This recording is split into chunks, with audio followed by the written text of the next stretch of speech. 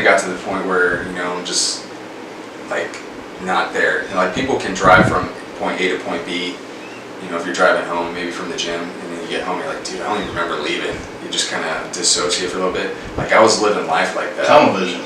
I would do missions or something. A couple days later, as a team sergeant or whatever, my captain's like, we did that 2 days ago, and I'm like, oh, they're like, you don't remember? And I'm like, yeah, I do. I'm like, dude, what's going on? Can't sleep. You know, I'm starting to like not remember what's going on during the day. I'm freaking out from like having panic attacks, and that's when someone at the health clinic, he was, you know, because I was just getting a normal physical again, and they're like, hey, you might have some symptoms of PTSD. I was like, PTSD? I was like, fuck, no, I don't. I was like, I knew what I signed up for. I was like, I'm a fucking Green Beret now. Like, you know, I'm a badass killer. I mean, I'm just sounding like cocky.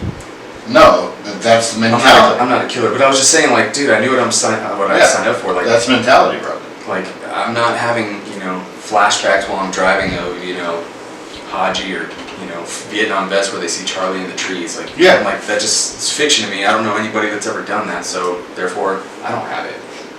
And I think that's a stigma. Most people think PTSD is you just automatically are driving, and all of a sudden you think you're back in the desert or whatever. No. You don't know where you're at. No, it's not an acid trip, bro. That's exactly right. And everyone thinks that. And it's not a fucking... I thought that's what it was. I was like, because that's what's depicted in Hollywood. No, I'll tell you what PTSD is, from my view. Yeah. Okay? And feel free to jump in at any time. Okay? PTSD is not just anxiety, it's uncertainty. That's what PTSD was for me, is uncertainty. Not being able to deal with that person in front of you at Walmart in the checkout line. Yeah. You know what I mean?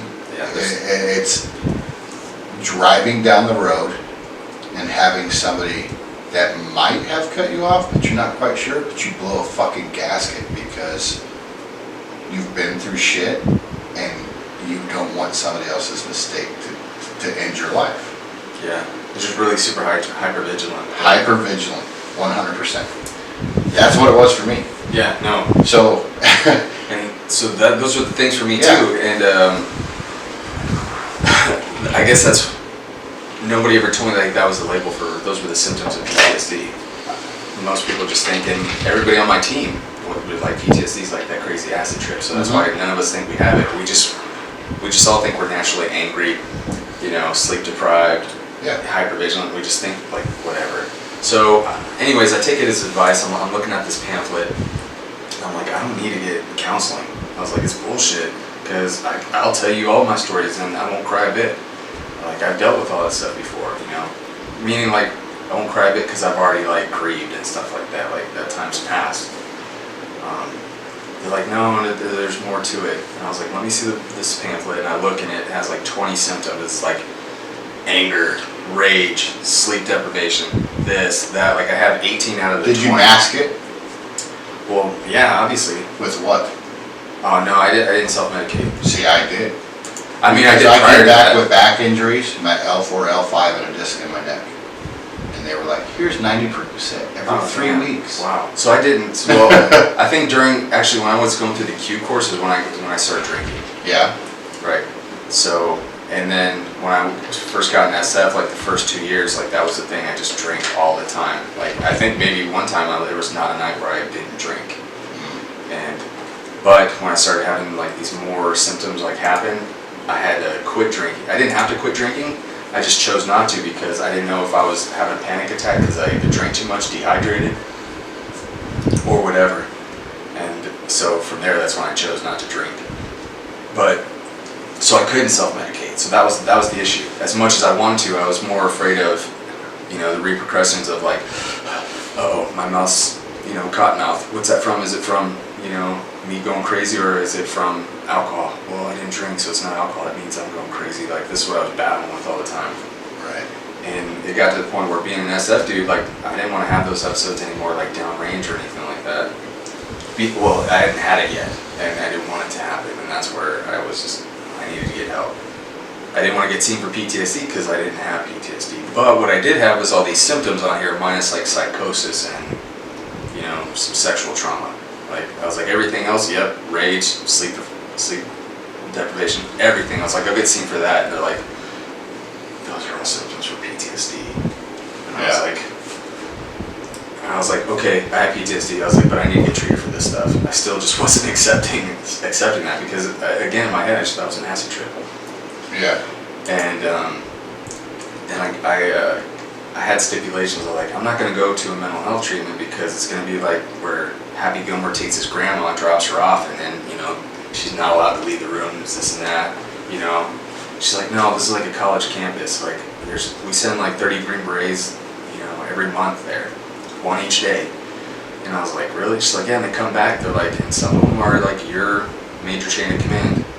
And I was like, oh, they're taking time off to do that. So I was like, so I could still have a gun, I could still whatever. And they're like, yeah, they're like, just please give it a shot. And I was like, well, I have no hope right now because I don't even care about Jesus, you know, like that's not making me happy.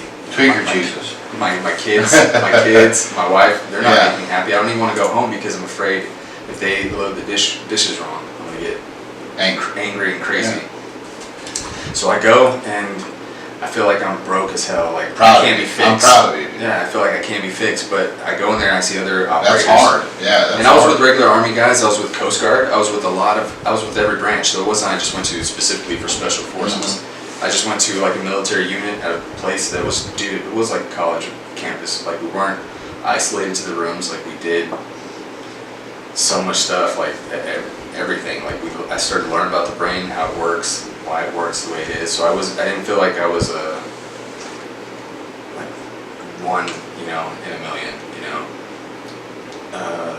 that everybody else was like kind of going through this. And guys that were worse off than me, were doing great. So when I got there, I saw guys on their way out and just happy as hell, like, yeah, I'm going to this, or, you know, this had happened, my wife had left me, she did this, she did that, but dude, life's great, you know, I'm going to get back to the team, we're going to do this, like, ready to go back. I'm like, dude, what are you on? No, I'm not doing anything, man, I just got some sleep, and I have some, you know, ways to manage stuff. I was like, he'd been there for like 6 weeks, and I was like, whatever. I was like, that's just one guy. But I kept seeing, like, the longer I was there, the more people that were, like, disgruntled and crazy were all, like, they were able to rest and refit and get back and go back to their teams and, you know, go down range.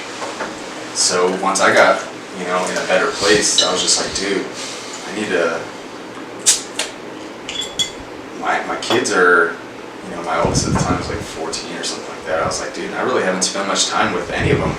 And I was like, really? And like, my wife had told me out of like 12 months, I was home maybe 3 months sporadically throughout the year. And I just kept that up going because I was comfortable with it. And you made pretty good money the more you were deployed. So, but I realized, I was like, dude, I don't even know my kids really. Like, I have a bunch of kids, but I spend more time like with other people's kids in other countries or whatever, and who are they? And you know, and I realized how bad it was affecting them. So I was like, once I got better, I was like, I thought I wasn't gonna get better.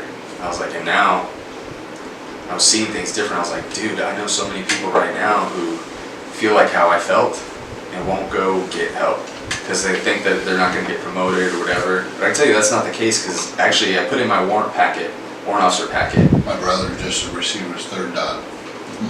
And I was about to go to the warrant officer course even when I got back, but I just decided to get out instead. Like I decided to end up like getting a med board because I wanted to continue treatment. And just do something different. I was like, I need my education. I was like, but I can't be in this environment anymore because can't focus. Yeah, I just really couldn't, man. It just got to a point where, that was just a different person. And that's when I decided to transition. And this is where the unit was great for me, man. They set everything up so I can get out on my own terms, and they gave me like 6 months to transition. Like, so they let me, I already had an associate's degree, so in Florida you can be like a substitute teacher. So I became a substitute teacher, you know, at elementary school, middle school, high school. And then I ended up becoming like the head wrestling coach at the high school because they didn't have a coach. And then that's where I like started getting that love for wrestling